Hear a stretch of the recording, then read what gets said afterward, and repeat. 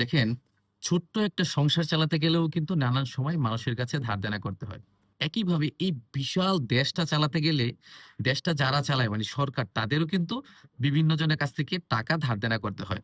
তো সরকার সাধারণত দেশের ভিতর থেকে এবং দেশের বাইরে থেকেও এরকম ধার দেনা করে থাকে।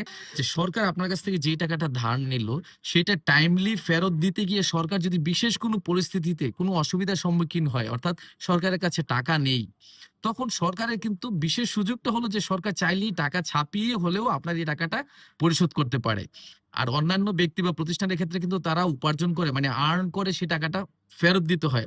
এর জন্য যেকোনো দেশের সরকারি সিকিউরিটিতে ইনভেস্টমেন্ট অর্থাৎ সরকারকে টাকা ধার দেওয়া, সরকারের কাছে টাকা জমা রাখা শতভাগ নিরাপদ বলে ধরে নেওয়া হয়।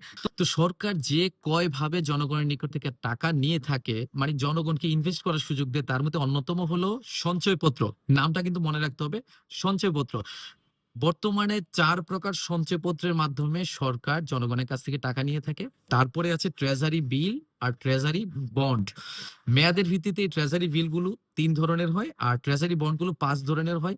এছাড়াও আছে আপনার পোস্ট অফিসে ইনভেস্ট করার সুযোগ। তারপরে প্রাইস বন্ড আছে বা বিশেষ ধরনের বন্ড সরকার চালু করতে পারে। এর বাইরেও যারা প্রবাসে থাকে, বিদেশে থাকে তাদের জন্য বিভিন্ন ধরনের প্রবাসী বন্ড আছে। তো আপনারা এই বিষয়গুলোতে যদি ইনভেস্ট করতে চান, এই বিষয়গুলো সম্পর্কে বিস্তারিত যেমন কত পার্সেন্ট আপনি ইন্টারেস্ট পাবেন, কোথা থেকে কিনবেন, কিনতে কি, কি ডকুমেন্ট লাগে বা আপনার কোনো খরচ আছে কিনা, এই সকল বিস্তারিত বিষয় জানতে চাইলে কোনটি সম্পর্কে জানতে চান কমেন্ট বক্সে একটু জানাবেন। আমার পরের আলোচনায় আমি সেই বিষয়টা নিয়ে আপনাদেরকে জানানোর চেষ্টা করব। তো এই ধরনের ফাইন্যান্সিয়াল বিষয়গুলো সম্পর্কে জানার জন্য আমার প্রোফাইলটির সাথে থাকতে পারেন। ধন্যবাদ এতক্ষণ সময় দেওয়ার জন্য।